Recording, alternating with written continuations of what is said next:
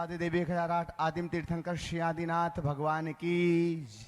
दोनों हाथों को आकाश की ऊंचाई में प्रदान करते हुए पूरी चेतना के साथ में चैतन्य चमत्कारी श्री चंद प्रभु भगवान की, परम शांति विधायक श्री शांतिनाथ भगवान की, चिंतामणि श्री पार्श्वनाथ भगवान की, वर्तमान शासन नायक श्री महावीर भगवान की, 24 तीर्थंकर भगवंतों की, संत शिरोमणि 108 आचार्य गुरुवर श्री विद्यासागर जी महामुनिराज की, आचार्य श्री समय सागर जी महाराज की, गुणायतन प्रणेता शंकर समाधान प्रवर्तक भावना योग जनक तरुणाई के प्रखर वक्ता पूज्य मुनिवर श्री प्रमाण सागर जी महाराज की, पूज्य मुनिवर श्री संधान सागर जी महाराज की, समस्त मुनि संघ की।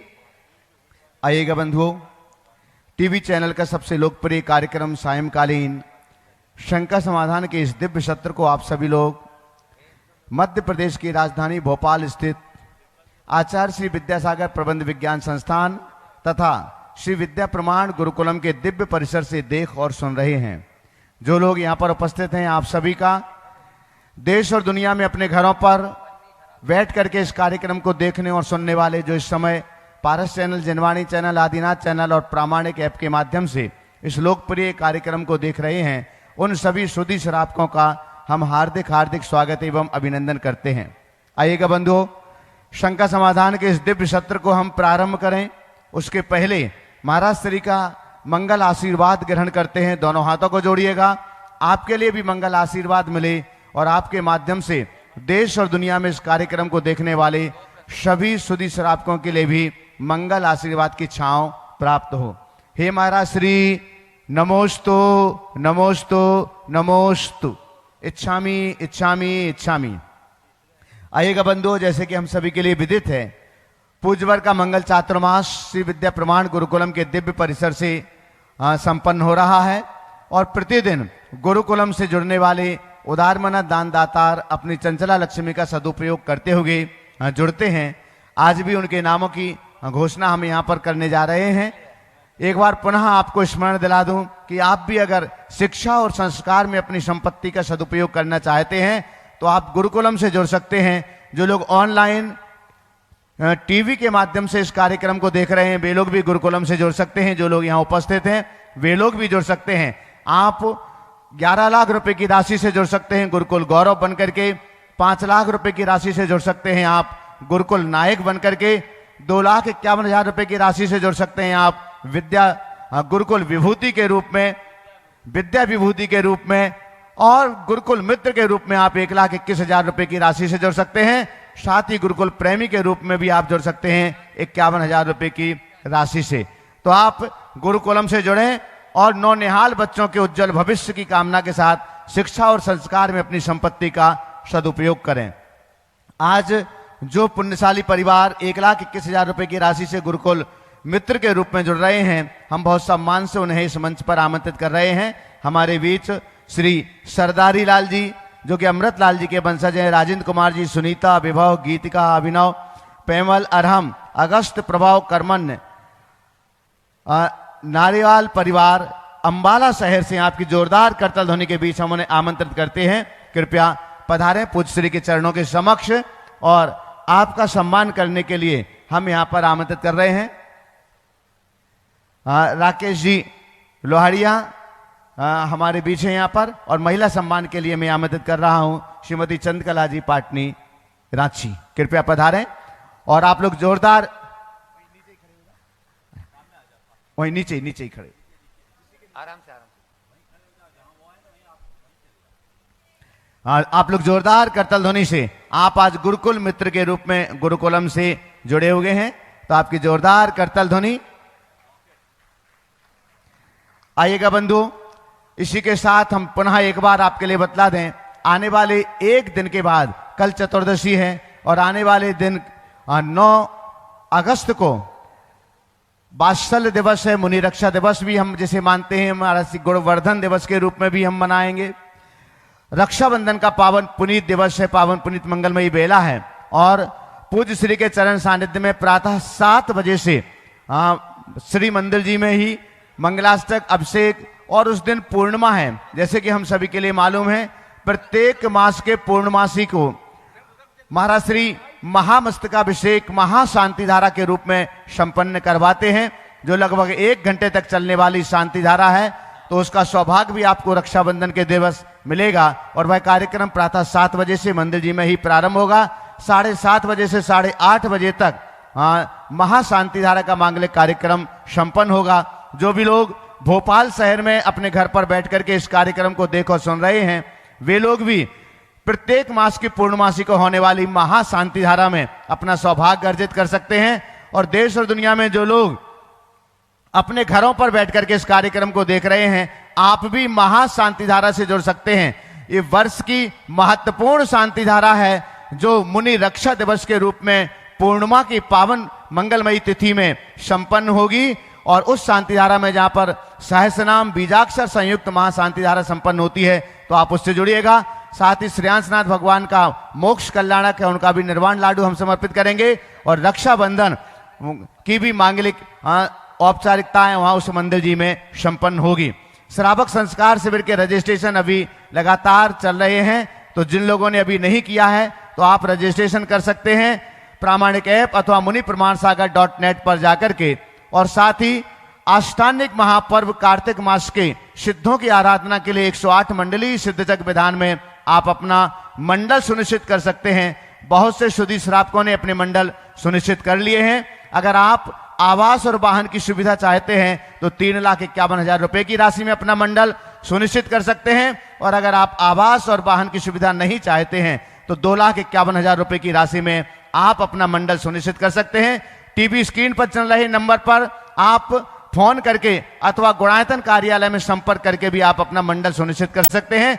आपके परिवार के 10 सदस्य एक मंडल पर एक साथ बैठकर के पूजन आराधना का सौभाग्य प्राप्त करते हैं। और समिति की ओर से उनके लिए हथकरघा के 2 जोड़ी अहिंसक वस्त्र प्रदान किए जाते हैं, भोजन की व्यवस्था होती है, द्रव्य की व्यवस्था होती है। और सबसे बड़ा सौभाग्य, आपका मंदिर होता है, आपके भगवान होते हैं, आपका मंडल होता है, आप अपने भगवान का अभिषेक प्रक्षालन सारा सौभाग्य आप प्राप्त करते हैं। और पूरे समय महाराज श्री का चरण सानिध्य और महाराज श्री के मुखारविंद से निकले हुए मंत्रोच्चारण के साथ आपको द्रव्य समर्पण का सौभाग्य प्राप्त होता है।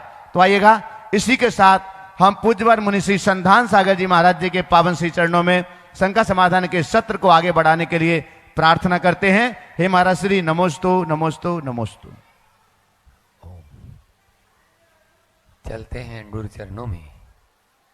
और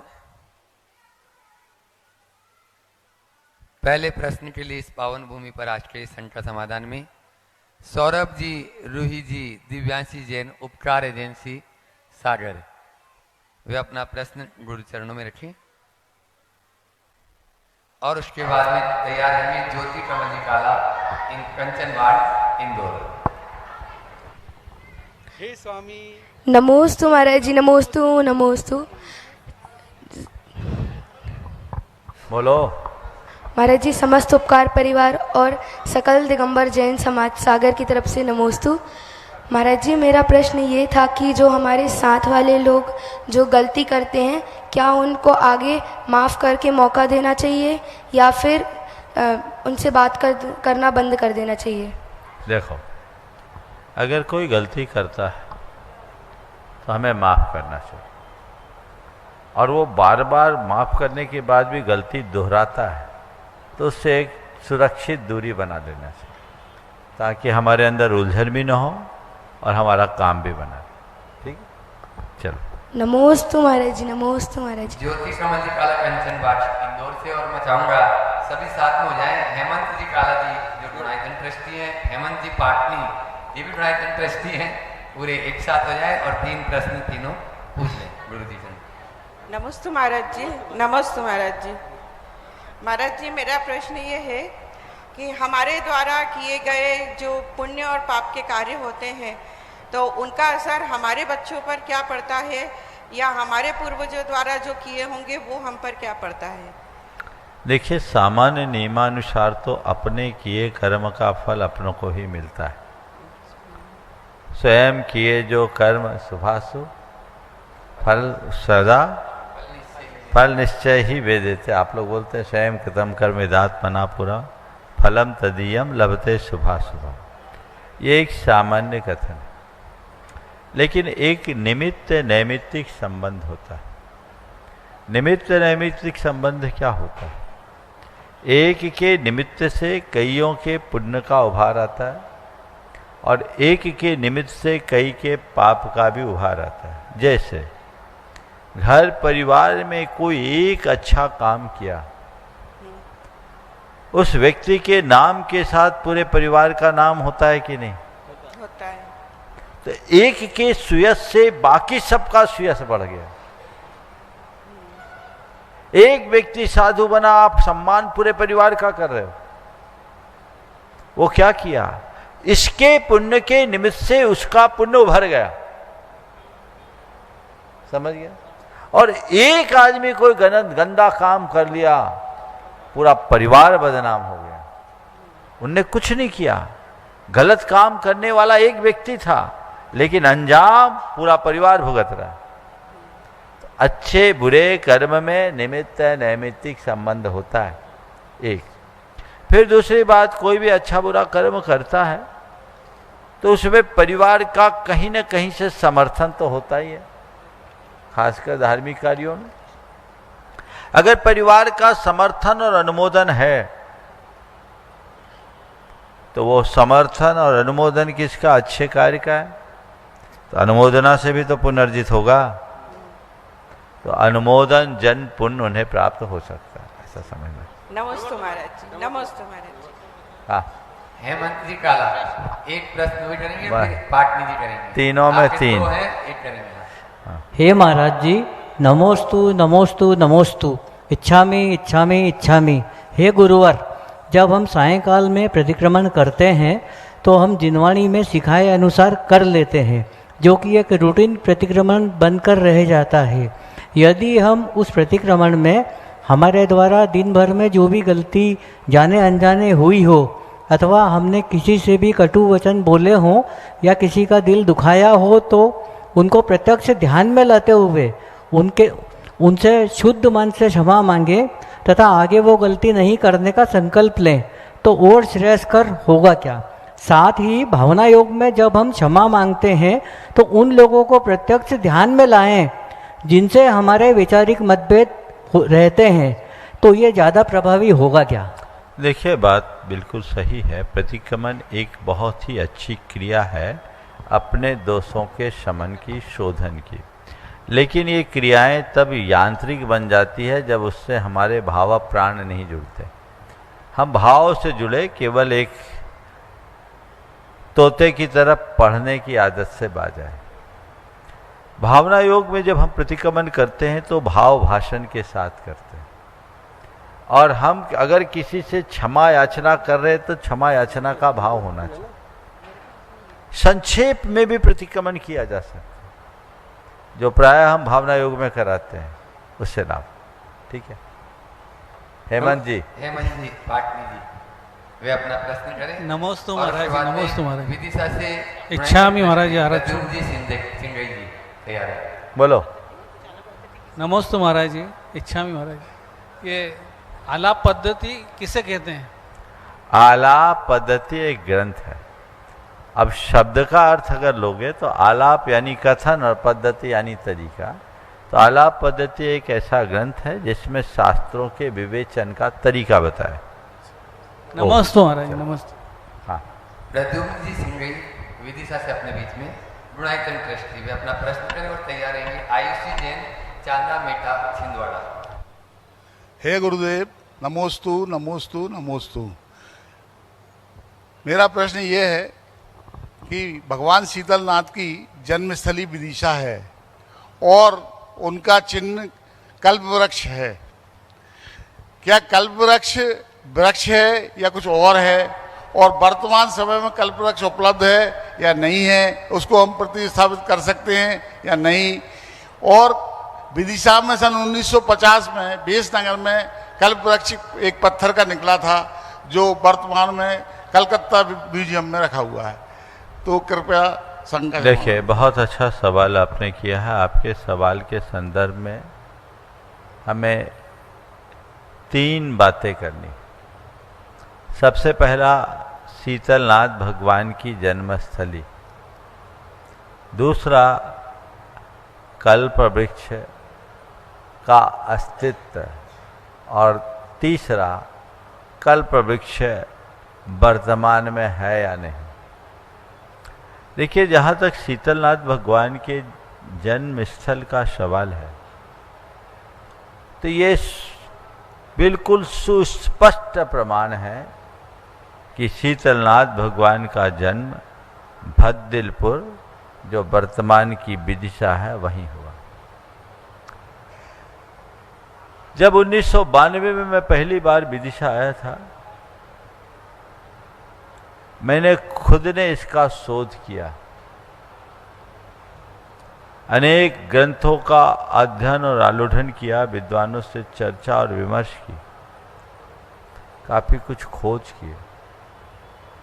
क्योंकि मेरे संस्कार में कोलवा पहाड़ बना हुआ था। वर्तमान में शीतलनाथ भगवान के 3-4 जन्म स्थल बना दिए हैं, लेकिन यथार्थ में देखा जाए तो मैं आप सबसे कह सकता हूं कि शीतलनाथ भगवान की जन्मस्थली एकमात्र भद्दिलपुर विदिशा ही है। इसके प्रमाण है, कहीं भी मिले, कहीं भी शिलालेखीय साक्ष्य नहीं मिला। विदिशा के संदर्भ में हमें 4 शिलालेखीय साक्ष्य प्राप्त हुए। सबसे पहला शिलालेख तो हमें विदिशा के अंदर किले के मंदिर में एक भगवान की प्रतिमा में भद्दिलपुर अंकित लिखा दिखा, जो लगभग 500 साल प्राचीन था। दूसरा शिलालेख प्राप्त हुआ विदिशा के ही एक कुएं में, जो 700 वर्ष पुराना कुआं है, वहां भद्दिलपुर अंकित लिखा दिखा। तीसरा प्रमाण मिला आपके चांदखेड़ी के एक शिलापट्ट में, जिसमें विदिशा के लिए भद्दिलपुर लिखा है। पोरपट्ट अन्वय के आधार पर आचार्य महाकीर्ति का संबंध विदिशा से रहा है, उसके संदर्भ में। और चौथा एक शिलालेख, अगर मैं विस्मरण नहीं कर रहा हूं, तो वह शिलालेख सिरोंज या चंदेरी में मिला, चंदेरी में मिला। तो ये 4 शिलालेखीय साक्ष्य प्राप्त हुए। फिर वहां के लगभग 450 साल से ज्यादा पुराना जिन मंदिर शीतलनाथ भगवान के नाम पर स्थापित होना, इस बात का प्रमाण है कि लगभग 450 से अधिक हो गए विदिशा को शीतलनाथ भगवान की जन्मस्थली माना जाता। इसी प्रकार भगवान शीतलनाथ के चिन्ह स्वरूप कल्प वृक्ष का वहां प्रकट होना, ये भी लगभग 10वीं शताब्दी का है। 1950 में मिला। 1950 में मिला है, 50 में मिला है, 9वीं 10वीं शताब्दी का है। वो इस बात का प्रमाण है। और शीतलनाथ भगवान की एक प्राचीन प्रतिमा भी चंदेर कालीन मिली है, वो भी 9वीं 10वीं शताब्दी की है। ये सब इस बात के पर्याप्त प्रमाण हैं कि शीतलनाथ भगवान की जन्मस्थली विदिशा है। ये संपूर्ण मध्य प्रदेश के लोगों के लिए गौरव का विषय है कि एकमात्र कल्याणक भूमि मध्य प्रदेश में दी है तो विदिशा है। बाकी सारे कल्याणक भूमि तो बिहार झारखंड में चले गए, तो एक बचा सो गुजरात में और उत्तर प्रदेश में, बाकी कहीं नहीं। हाँ, कल्याणक भूमि नहीं, समोसरण है, पासस्थ समोसरण नहीं, कल्याणक नहीं हुआ। तो ये जो कथन है, इसे बहुत गहराई से समझना चाहिए। तब मैंने उस समय एक ट्रैक्ट निकलवाया था, पावन भूमि कल्याणक भूमि भद्दलपुर विदिशा एक अध्ययन, वो सब में प्रकाशित हुआ था। मैं चाहता हूँ उसे और पुष्ट तरीके से प्रकाशित और प्रचारित करने की जरूरत है। परम पूज्य गुरुदेव की कृपा से, उनके आशीर्वाद से आज विदिशा में शीतल धाम की भव्य संरचना हो रही है, जो भव्य समोसरण वहाँ आकार ले रहा है, अपने आप में एक बड़ी उपलब्धि है। अब रहा सवाल शीतलनाथ भगवान का चिन्ह स्वरूप कल्प वृक्ष का। कल्प वृक्ष क्या है? कल्प वृक्ष के 2 प्रकार के वर्णन आते हैं। हमारे शास्त्रों में कल्प वृक्ष को एक दिव्य वृक्ष के रूप में देखा जाता है, जो हमारे मनोवांछित पदार्थों को प्रदान करता है, और ये भव्य जनों के, भक्त जनों के पुण्य से फलता है। इसे पार्थिव माना जाता है। दिखता वृक्ष जैसा है पर वो वनस्पति नहीं है, पार्थिव। एक कल्प वृक्ष के नाम से आज भी कल्प वृक्ष की मान्यता है, जिसकी अपनी एक विशेष आकृति है, और ऐसा सचेतन पेड़ आज भी है। और मैंने एक कल्प वृक्ष देखा है। हम राजस्थान में थे, तो जेठाना के पास एक गांव था, वहाँ हमारा प्रवास था। वहाँ एक विशालकाय वृक्ष, वो वृक्ष के बारे में कहा जाता है कि 12 साल में एक बार फलता, और जिसको वो एक ही फल मिलेगा उसमें, और जिसको वो फल मिल गया उसके बारे नारे। मैं जहाँ रुका था, एक सज्जन के घर में वो फल था और बहुत पुराना था, लेकिन वर्षों हो जाने के बाद भी उस फल में कोई विकृति नहीं थी। जो भी है, लोग उसे कल्प वृक्ष कहते हैं। तो अगर इस तरह की मान्यता वाले कल्प वृक्ष को देखें तो एक अलग प्रकार की आकृति का, उसके पत्ते अलग। आज आप भी गूगल में सर्च करोगे कल्प वृक्ष के नाम पर तो उसकी अलग इमेज उभर के आ जाएगी, तो वो कल्प वृक्ष है। तो ये दोनों प्रकार के कल्प वृक्ष हैं। अब आप पूछोगे महाराज आज कल्प वृक्ष है क्या? तो एक विचारक ने बहुत अच्छी बात कही थी, मुझे अच्छी लगी इसलिए कोट कर रहा हूँ। यद्यपि ये शास्त्रीय मान्यता से सम्मत नहीं है, पर इसके आशय को ध्यान में रखना, और मैं उसी लिए सुना रहा हूं। उन्होंने कहा कि कल्प वृक्ष तो आज भी है, कल्प वृक्ष तो आज भी है, पर उनने फल देना बंद कर दिया। क्या बोल रहे हैं? कल्प वृक्ष तो आज भी है, क्योंकि पर उन्होंने फल देना बंद कर दिया, क्योंकि आज के मनुष्य की कामनाएं अंतहीन हो गई। जिस युग में कल्प वृक्ष होते थे, उस युग में मनुष्यों की कषाएं बड़ी मंद होती थी, इच्छाएं बहुत सीमित होती थी, आवश्यकताएं भी बहुत अल्प होती थी, तो कल्प वृक्ष से पूर्ति हो जाती थी। हमने सुना है पपोरा जी के बारे में, ऐसे कई तरह की किंवदंती है। पपोरा जी में एक बावड़ी है, वहां कहा जाता है कि उस बावड़ी का बड़ा आश्रय था, ऐसी किंवदंती है, इसे एक किंवदंती के रूप में लेना। तो उसके विषय में ऐसा कहा जाता है कि वहां एक बावड़ी है, और लोग आते थे, एक पर्ची डाल के लिख के डाल देते थे कि हमें इतने बर्तन दो, तो बावड़ी से उतने बर्तन निकल करके आ जाते थे। एक बार कोई एक परिवार आया, वो बर्तन अपने साथ ले गया, तो तब से बावड़ी ने बर्तन देना बंद कर दिया। ऐसी किंवदंती है।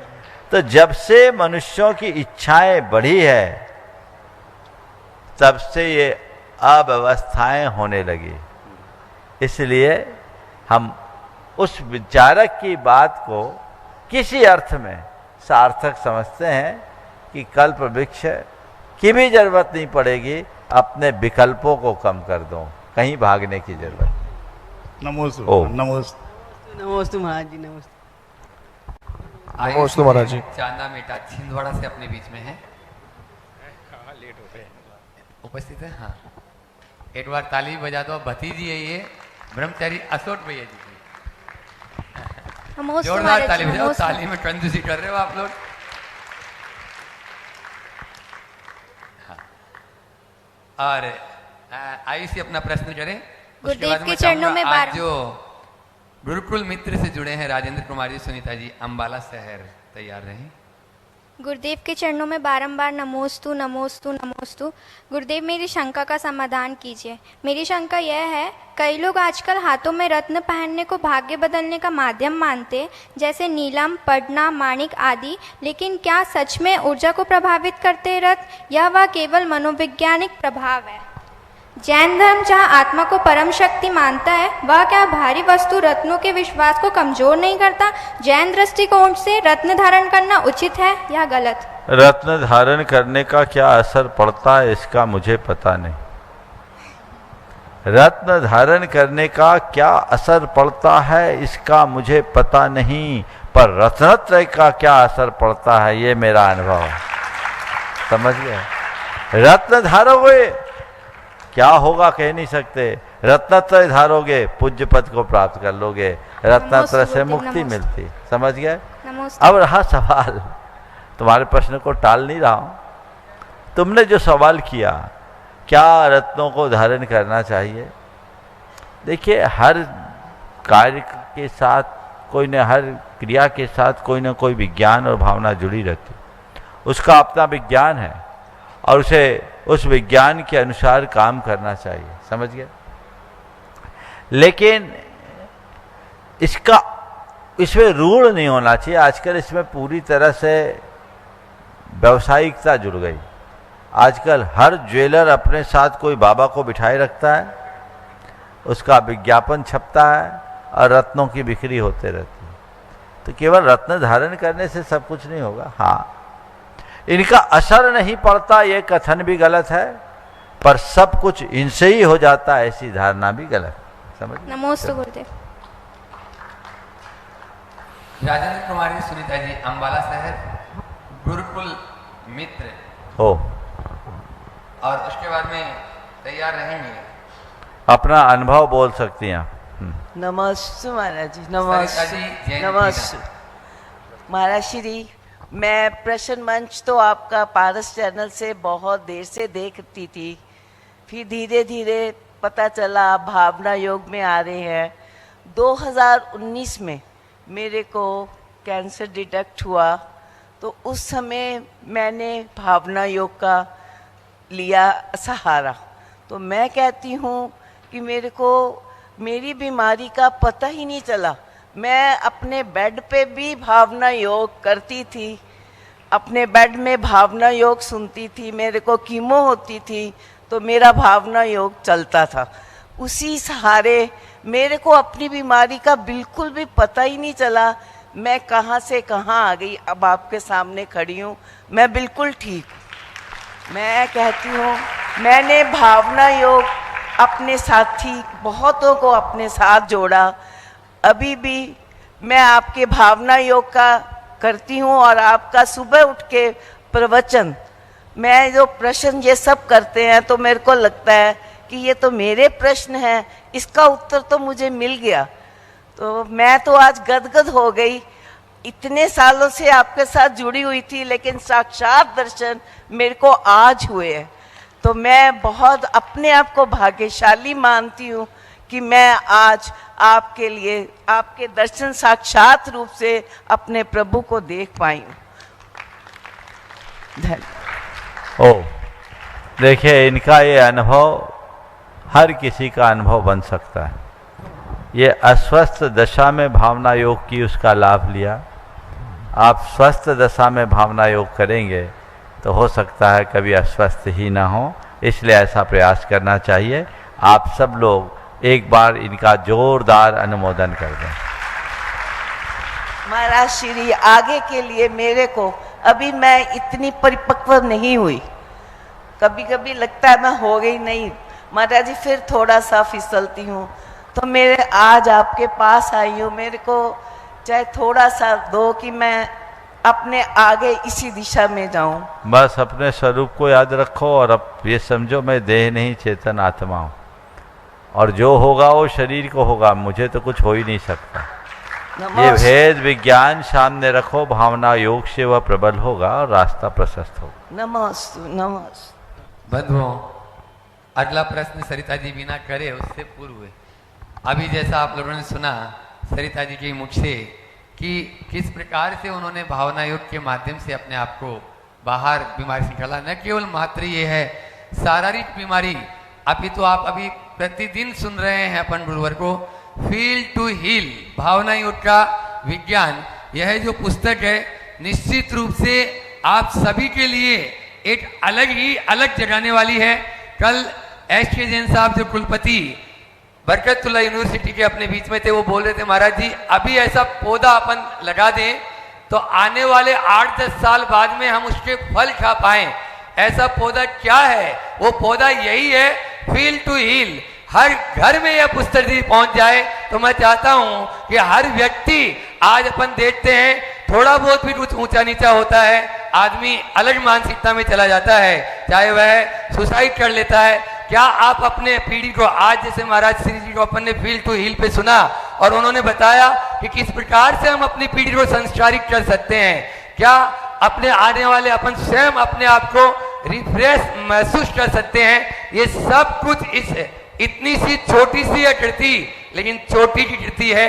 आप चाहें, मैं देख रहा हूं यहाँ पुष्पेंद्र जी बांधा बैठे हुए हैं और उन्होंने अपनी ओर से ये पुस्तक 1000 लोगों तक पहुंचाने का इन्होंने संकल्प उठाया। यहाँ पर भी बैठे हुए प्रत्यक्ष रूप से और जो ऑनलाइन सुन रहे हैं उनसे भी मैं कहना चाहूंगा, जैसे पुष्पेंद्र जी आगे आए वैसे आप भी आगे आओ, क्योंकि बातों से काम नहीं चलेगा, परिवर्तन लाना होगा। आज प्रातःकाल के प्रवचन में आपने सुना बदलाव जरूरी है। यदि बदलाव लाना है तो हमें इसमें कदम बढ़ाना होगा और अपनी चंद्रा लक्ष्मी को ऐसे कार्यों में लगाना होगा। मात्र 250 रुपए की यह पुस्तक है। 100 पुस्तक यदि आप अपनी तरफ से बांटते हैं 25,000 रुपए में आप बांट सकते हैं। इस प्रकार से 100, 200, 500, 1000 पुस्तक आप अपने, यदि चाहते हो कि पूर्ण रूप से बदलाव आए, तभी देखो गुरुवर अपन को विचार दे देते हैं, लेकिन उन विचारों को आगे तक फैलाना हम सबका यह नैतिक कर्तव्य है। मैं चाह रहा हूं कि हर व्यक्ति जो यहाँ बैठा हुआ है वो अपनी ओर से 100 पुस्तक, 200 पुस्तक यदि अनाउंस करना चाहे, अभी तुरंत यहाँ पर उनको बुलाया जा सकता है। और आपका यहाँ पर हेमंत जी, किरण जी पाटनी, तरुण डिम्पल जी पाटनी, सिद्धि अरहम पाटनी, न्यू पलाशिका इंदौर, इन्होंने अपनी ओर से 100 पुस्तक फील टू हील यह घोषणा की है। जोरदार ताली बजा दें। और भी बंधुओं, आप लोग अपनी टीवी स्क्रीन पे नंबर चल रहे हैं, उन नंबरों पर संपर्क करें और तुरंत अभी अपना नाम इस मंच के माध्यम से अनाउंस करा सकते हैं और पुस्तकें आपके यहाँ पहुंच जाएगी। आप तुरंत अपना नाम अनाउंस करा सकते हैं। अभी जो नंबर आपकी टीवी स्क्रीन पे चल रहे हैं उन नंबरों पर संपर्क करें, मेरे पास भी लिस्ट आएगी, यहां से नाम की घोषणा हो जाएगी। चंद्रकला जी पाटनी अपने बीच में रांची से हमेशा ही करती रहती है, एक बार जोरदार ताली बजा दीजिए। उन्होंने भी 100 पुस्तकें अपनी ओर से फील टू हील 100 लोगों तक पहुंचाने का यह संकल्प लिया है। वे भी आ जाए और गुरुवर का आशीर्वाद प्राप्त कर लें। अब सरिता जी बीना अपना प्रश्न करें। नमोस्तु गुरुदेव। मेरा प्रश्न प्रैक्टिकल अपने जीवन से है। परिस्थिति और मनस्थिति, आपके प्रवचन में जो कल हमने सुने, परिस्थिति और मनस्थिति को अकेला पुरुष या स्त्री कैसे आत्मसात करे कि निराशा जीवन में ना हो अपितु जीवन आनंदमय हो, वो कैसे संभव है? इसमें समाज, रिश्तेदार और परिवार का योगदान किस तरह होना चाहिए? देखिए, मनस्थिति को ठीक करना सब कुछ हमारे ही हाथ में है। यदि मनुष्य की सोच थोड़ी सकारात्मक हो जाए तो वह अपने मनस्थिति को नियंत्रित करने में सक्षम हो सकता है। हम सकारात्मकता से ओतप्रोत होकर के चले। जो परिस्थिति मुझे प्रतिकूल दिख रही है वो तभी तक प्रतिकूल दिखती है जब तक हम उसे प्रतिकूल दृष्टि से देखते हैं। जब हमारी दृष्टि बदल जाए तो प्रतिकूल भी अनुकूल लगने लगती है। एक व्यक्ति बहुत बीमार रहता था, बहुत परेशान रहता था, मेरे पास आया, सालों से बीमार हूं, कोई दवाई नहीं रखती, महाराज जी कभी कभी मन करता आत्महत्या कर लूं। मैंने उसे देखा और मैं उसे झकझोरते हुए कहा, तुम अपने आप को बीमार कहते हो, बीमार मानते हो? मुझे देख के आश्चर्य हो रहा है। तुम बीमार कहाँ? बीमार तो वो है जो बिस्तर पकड़ा है, बीमार तो वो है जो अस्पतालों में पड़ा है, बीमार तो वो है जिसको पैरालिसिस हो रखा है, बीमार तो वो है जो कोमा में पड़ा हुआ है, बीमार तो वो है जिसको सिलाइन चल रही है। तुम चल फिर रहे हो, उठ रहे हो, बैठ रहे हो, अपना काम कर रहे हो, अपने आप को बीमार क्यों मानते हो? तुम अपने आप को बीमार मत मानो। ये सोचो कि भले आज मैं बीमार हूं, लाचार तो नहीं हूं। काश बीमार होने के साथ साथ लाचार भी हो गए होते तो तुम्हारा क्या होता? सुनते ही लगा महाराज आपने तो बिल्कुल अलग दृष्टि दे दी। हमने कहा बस यही दृष्टि अपने अंतर्मन में जगाओ कि हम बीमार हों भी तो अपने आप को बीमार न माने, और एक बात सदैव ध्यान रखना, बीमार तन के 100 इलाज हैं, बीमार मन का कोई इलाज नहीं। जी। मैं मैनपुरी में था, एक एसडीएम थे, वो मेरे पास आए, बोले महाराज जी आपने मुझ पर चमत्कार कर दिया। मैंने कहा मैं चमत्कार पर तो कोई भरोसा ही नहीं करता, चमत्कार पर तो कोई भरोसा नहीं करता। बोले महाराज आपने करो चाहे नहीं करो, पर आपने तो मेरे साथ चमत्कार कर दिया। बोले क्या? बोले आपके मंत्र से मैं चमत्कृत हो गया। मैंने कहा आज तक मैं किसी को मंत्र नहीं देता, चमत्कार की बात क्या है? बोले महाराज आपने मुझे मंत्र दिया, और मुझे ही नहीं दिया, सबको दिया, सार्वजनिक रूप से दिया, मैंने उसे ले लिया। बोले क्या? बोले मैं 15 दिन पहले आपके प्रवचन के लिए आया था जी। और आपने अपने प्रवचन में एक वाक्य कहा था जिसे मैंने मंत्र के रूप में स्वीकार किया कि तन की बीमारी को मन पर हावी मत होने दो, उसे तन तक सीमित रखो। तन की बीमारी के 100 इलाज है, मन की बीमारी का कोई इलाज नहीं। मैंने सुना महाराज जी मैं पिछले 20 सालों से एंजाइना पेन से पीड़ित था, जर्मना जैन नहीं थे। मैं पिछले 20 सालों से एंजाइना पेन से पीड़ित था। महाराज जी मेरा वह पेन दूर हो गया और मैं पिछले 5 दिनों से कोई टेबलेट भी नहीं खाया। मैंने हजारों रुपया उसमें फूंक दिया, लेकिन जो काम दवाइयों से नहीं हुआ वो आपके एक वाक्य से हो गया। तो ये है परिस्थिति चाहे जो हो, मन स्थिति को बदलना। तो यदि हम अपने अंदर सकारात्मक सोच लाएं, आशावादी दृष्टिकोण रखें, तो ये चीज़ें हमारे जीवन में बहुत सहज हो सकती। हे गुरुदेव नमोस्तु, आपका आशीर्वाद ऐसा ही बना रहे। नमोस्तु गुरुदेव। अगले प्रश्नकर्ता को मैं बुलाऊं उससे पूर्व पूज्य गुरुवर के चरणों में ब्रह्मचारी अभय भैया जी, जो अभी इस समय मंडला में 16 दिवसीय शांति विधान करा रहे हैं, पूरे अपने शांति विधान कर्ताओं के साथ में नमोस्तु गुरुवर चरणों में बारंबार आशीर्वाद की कामना कर रहे हैं। और वो प्रश्न भी पूछ रहे हैं कि अरहत भगवान 100 इंद्रों से पूजनीय है, 100 इंद्रों में 4 निकाय में इंद्रों को लिया, लेकिन ज्योतिष देव में इंद्र और प्रतींद्र दोनों को लिया है, समाधान करने की कृपा करें। देखिए पहले तो मैं सभी को आशीर्वाद दे रहा हूँ, जिन लोगों ने भी 16 दिवसीय विधान किया, यहाँ पर भी अजय जैन को और राजेश और अन्य लोगों ने मिलकर के बहुत अच्छे से किया, मैं सभी को आशीर्वाद दे रहा हूँ। और मंडला में अभय भैया जी ने बहुत उत्साह के साथ विधान संपन्न कराए, मैं उन्हें भी आशीर्वाद देता हूँ। आपने जो सवाल किया कि 100 इंद्रों को अर्घ्य चढ़ाया गया, उसमें ज्योतिष देवों में इंद्र और प्रतींद्र को लिया गया। थोड़ा 100 इंद्रों को ठीक तरीके से देखो, 100 इंद्र तो होंगे ही नहीं बिना प्रतींद्र के। आप लोग बोलते भवनालय 40, बिंतर दीवान हो 32, कप्पा मर 24, चंदो सूरो नरो तिरियो।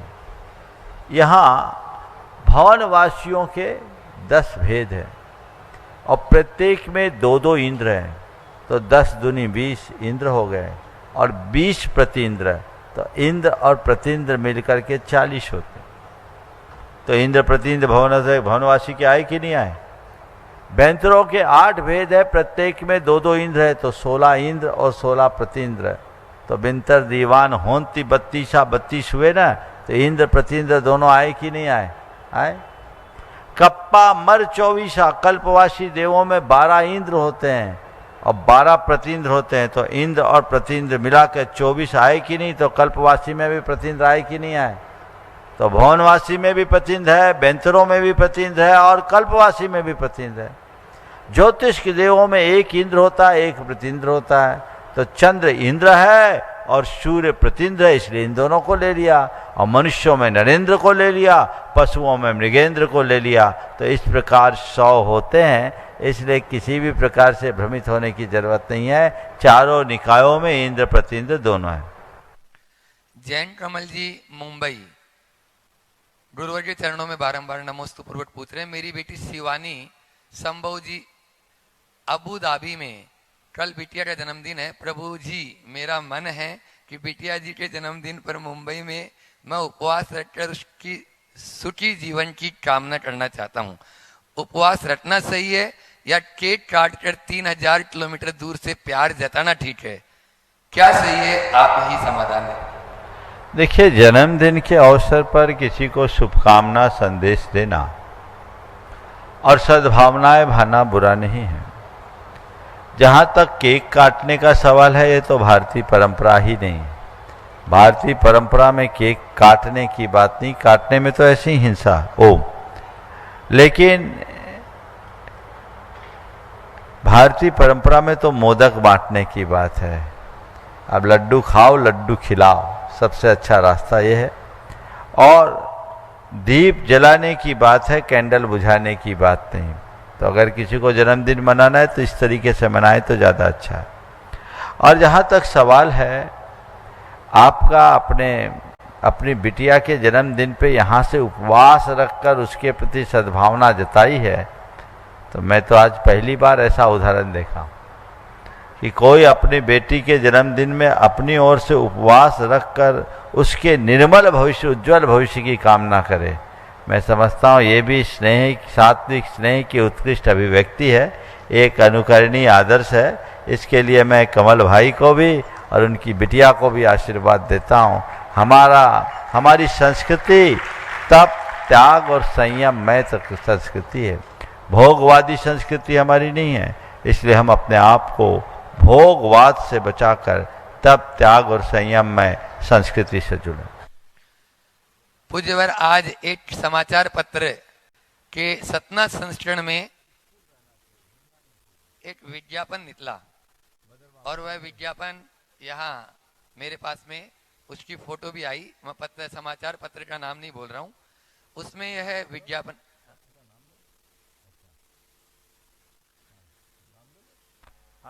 आज दैनिक भास्कर के 7वां संस्करण में यह निकला है। इस विज्ञापन में शाकाहारी भोजन करने वाले लोगों में विटामिन की कमी होती है, यह संदेश दिया जा रहा है। तो क्या वास्तव में शाकाहारी भोजन करने वालों के शरीर में विटामिन की कमी होती है? कृपया शंका का समाधान करें। देखिए, बड़ा भ्रामक प्रचार है और अपने व्यवसाय को बढ़ाने के लिए व्यापारियों की एक क्रूर चाल है। किसी को अपना उत्पाद बेचना है तो वो बेचे, उसका कोई निषेध नहीं, लेकिन उत्पाद बेचने के लिए इस तरह के हथकंडे अपनाए कि तुम शाकाहारी हो, तुम्हारे अंदर विटामिन की कमी है तो तुम ये विटामिन के सप्लीमेंट्स लो, गलत बात है। धरती पर हाथी घोड़ा जैसे प्राणी हैं, वो शुद्ध शाकाहारी है, उनमें कोई विटामिन की कमी होती क्या? हम लोग शुद्ध शाकाहारी है, 24 घंटे में एक बार भोजन लेते हैं, हमारे अंदर कौन सी विटामिन की कमी? सामान्य रूप से कई बार ये लोग कह देते हैं कि विटामिन B12 की कमी होती है, तो B12 कंपनी के लिए कमी के लिए कोई कंपोनेंट लेने की भी जरूरत नहीं, वो तो मिट्टी में होता है। आपके घर में जो साग सब्जी आती है उसको रगड़ के धोने की जगह सीधे लेके खाओ तो मिट्टी भी पेट में जाएगा, विटामिन B12 भी आपके साथ भर जाएगा। वैज्ञानिक कहते हैं आप उसको लीजिए ना, जो आपके पास स्वाभाविक रूप से प्राप्त है उसे लीजिए। और इस तरीके के विज्ञापन की लोगों को निंदा करनी चाहिए। ऐसे विज्ञापनों से बिल्कुल भी प्रभावित नहीं होना चाहिए, सही दृष्टि और सही दिशा से काम करना चाहिए ताकि सब कुछ अच्छा हो सके।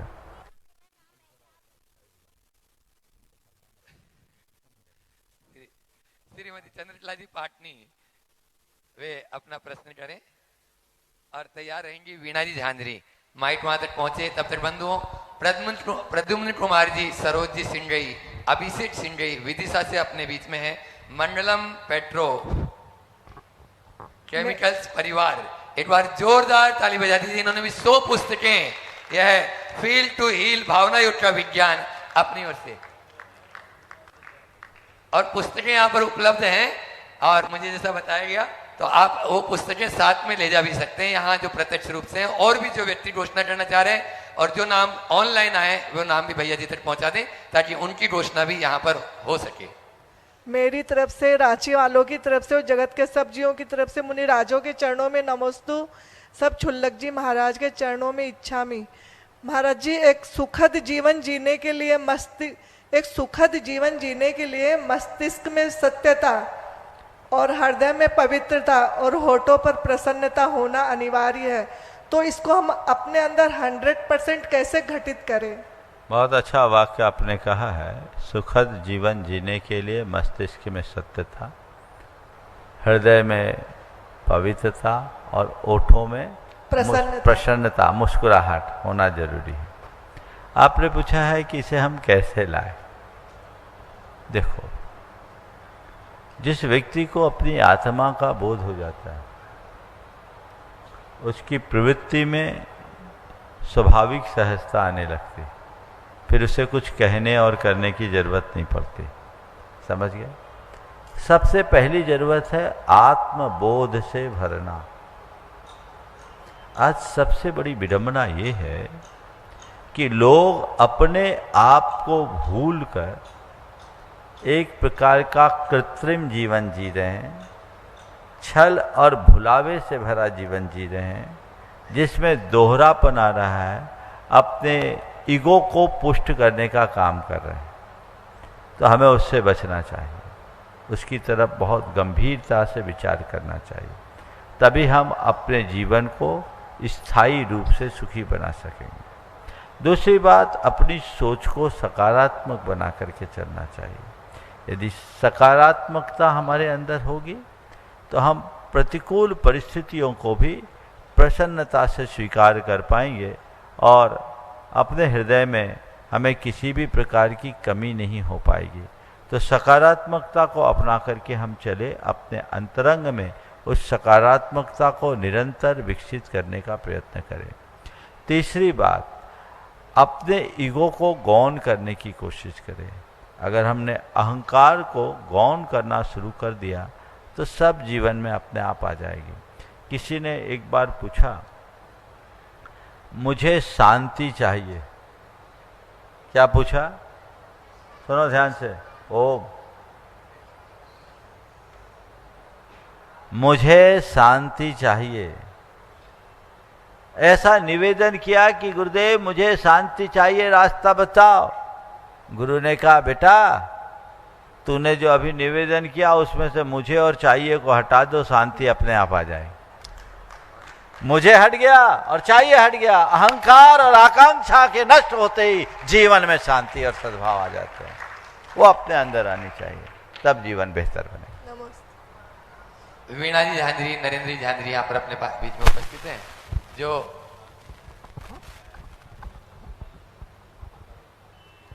आलोक जी बड़ौदा यहाँ पर उपस्थित हैं। ये आदर्श आचार्य जी महाराज, छुल्लक आदर्श आचार्य जी महाराज के परिवार से हैं। बड़े भ्राता आलोक जी भी हैं बड़ौदा से, और बहन है वीणा जी झांझरी। एक बार जोरदार ताली से इनका स्वागत करूँ। और मैं चाहूंगा नरेंद्र जी टोंडिया और अनुभव जी सर आप वहां पहुंच जाएं और हम अपने बीच में आलोक जी का स्वागत अभिनंदन कर दें शीघ्रता से और प्रश्न करें। मुनि द्वय के चरणों में नमोस्तु नमोस्तु नमोस्तु। मंचासीन समस्त छुल्लकों जी के चरणों में इच्छामी इच्छामी इच्छामी। गुरुदेव, अभी एक मेरे मित्र के यहाँ विचित्र प्रसंग हुआ।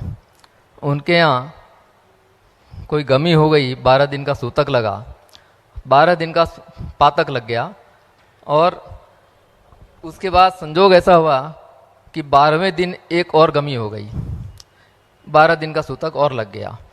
और अभी आजकल प्लानिंग करके बच्चे पैदा होने लगे, उनके पास खबर आ गई कि आगामी 5 तारीख को बच्चा होने वाला है। तो वो मेरे से बोल रहा था, भैया हम रोज़ पूजा करने वाले और इस तरह से सूतक लगेगा, और किसी के यहाँ बड़ा खानदान रहा तो 365 दिन उसके यहाँ सूतक और पातक लगते रहेंगे। तो क्या इसका कोई विधान है कि हम सूतक पातक को मानते हुए भी अपने पूजा अनुष्ठान आदि को पूरा करते रहें? एक प्रश्न। दूसरा प्रश्न एक ही पूछो तो अच्छा है। सूतक पातक से संबंधित है कि हम लोग कभी एक ही सवाल का उत्तर है, क्योंकि आज कुछ और आवश्यक बातें। देखिए, सूतक पातक के संदर्भ में मैं इतना ही कहना चाहूँगा कि ऐसा विधान है कि एक सूतक की अवस्था में या पातक की अवस्था में कोई दूसरा पातक हो जाए तो पहले वाले में ही समाहित हो जाता। समझ गए? अलग से नहीं रखता। इसलिए अगर पहले पातक चल रहा है, सूतक चल रहा है और उसी मध्य कुछ हुआ तो सूतक में सूतक नहीं लगता। एक बार ऐसा हुआ, एक व्यक्ति की मृत्यु हुई, तीसरा हो गया, लोग घर नहीं पहुंचे, धर्मपत्नी चले गए। अब लोगों ने बोला महाराज अब क्या करें? तो हमने कहा भाई ये तो सूतक में सूतक है, अब दोनों का सूतक एक साथ मिटेगा और पूर्व सूतक के साथ मिटेगा। तो ये व्यवस्थाएं होनी चाहिए और इसी अनुरूप सूतक पातक को मानना चाहिए। नमस्ते गुरुदेव। नमस्ते भैया हो गया। हाँ, विक्की विवेक जी जैन कुंटूरी जो अहरनी सेवा में लगे रहते हैं वे, और अनुभव जी सर आप भी तैयार रहे उनके उसके बाद में माइक वहां तक पहुंचाएं।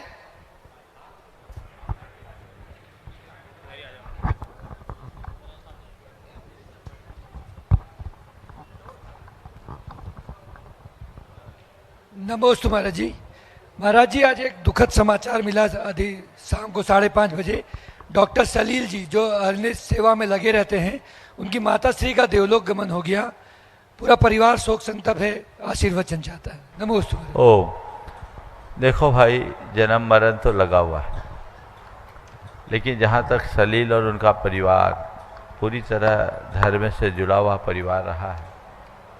उनकी माताजी पिछले कुछ दिनों से बीमार थी, अब काल ने उनको अपने से छीन लिया। आज सुबह ही सलील का मेरे पास संदेश था, मैंने कहा था यहाँ ले आ। उसने सोचा आज का दिन टाल दूं, लेकिन आज ही उनका दिन था, आप क्या टाल सकते हैं। हम लोग बहुत सारी चीज़ें सोचते हैं कि टल जाए, लेकिन टलता नहीं, होनी अटल है। आज वो अपने बीच से चले गए। मैं सभी से ऐसे मौक़ों में यही कहूँगा कि इस तरह की घटनाओं को मोह का निमित्त बनाने की जगह इन्हें वैराग्य का निमित्त बनाना चाहिए। इसमें शोक नहीं, वैराग्य देखना चाहिए।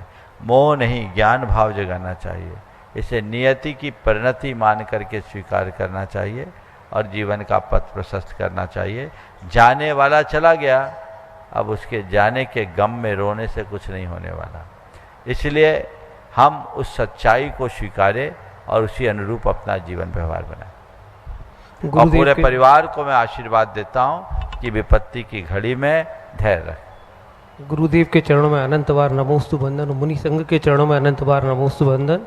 गुरुदेव, इसी प्रसंग में आज स्वर्गीय पंडित रतन चंद जी जैन के छोटे भाई स्वर्गीय श्री शीलचंद जी धर्मपत्नी सूरज जैन का देह परिवर्तन दिनांक 5 तारीख को हो गया। गुरुदेव, उनके परिवार में बड़ा शोक का माहौल है। गुरुदेव, मंगलवार को 83 वर्ष की पूर्ण आयु करके वो यहाँ से गई हैं। और हमारे अनुपम पंडित जी उगड़ायतन के शिरोमणि, पूरा परिवार आपके चरण सेवक में रहता है। गुरुदेव, ऐसे परिवार को आप ढांढस बनाएं। पूरा परिवार चाहता है आप अच्छे से आशीर्वाद दें। देखो, मैं यही बात इस परिवार से भी कहूँगा, ये चीज़ें तो जीवन में है ही। हम सबको तत्वज्ञानी बनना है। हम लोग तो उस संस्कार में पले बढ़े लोग हैं जहाँ हमें बचपन से कहा गया है, राजा राणा छत्रपति हाथिन के असवार, मरना सबको एक दिन अपनी अपनी बार। कोई मर गया, ये कोई बड़ी बात नहीं है, मरना तो है, बस ये देखना है कैसे मरा। जो धर्म ध्यान से मरता है वो मर करके भी अमर बन जाता है। और यदि कोई हमारे बीच से उठ जाता है, मर जाता है, तो हमें घबराना नहीं चाहिए। इसे विधि का विधान मान करके स्वीकारना चाहिए और ये समझना चाहिए कि आत्मा का न जन्म है न मरण है। ये जो भी परिवर्तन है वह देह का परिवर्तन है। मैं अनुपम और उसके पूरे परिवार को आशीर्वाद देता हूँ कि इस घड़ी में धैर्य रखे, संयम और विवेक से काम ले। बहुत बहुत आशीर्वाद।